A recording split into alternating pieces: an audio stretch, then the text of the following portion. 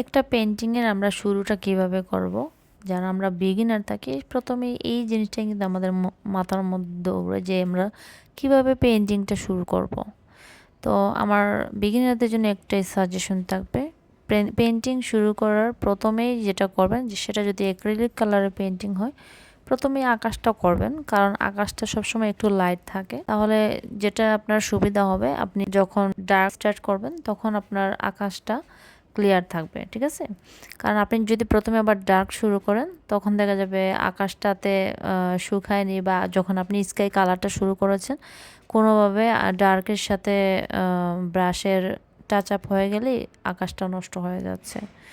তাই আমি সবসময় যেটা করি, আকাশের কাজটা আগে করি, করে এটাকে ড্রাই করে তারপরে আস্তে আস্তে বাকি যে কাজগুলো আছে সেগুলো করি। আর আরেকটা জিনিস মাথায় রাখবেন, আপনি যে কাজটাই করবেন না কেন সেটার প্রথমে একটা বেজ লেয়ার দিয়ে রাখবেন, তারপরে এটাতে আস্তে আস্তে ডিটেল কাজ শুরু করবেন। যেমন এখানে আমি এই রাস্তার কাজটাই দেখেন, প্রথমে কিন্তু এটার বেজটা দিয়েছি, পরে এটার উপরে আমি ডিটেলটা করেছি। তো এই ছিল আমার আজকের পেন্টিংটা। আশা করি আপনাদের ভালো লেগেছে। নেক্সট কোনো ভিডিওতে ইনশাল্লাহ আরও কোনো টিপস দিয়ে দিব।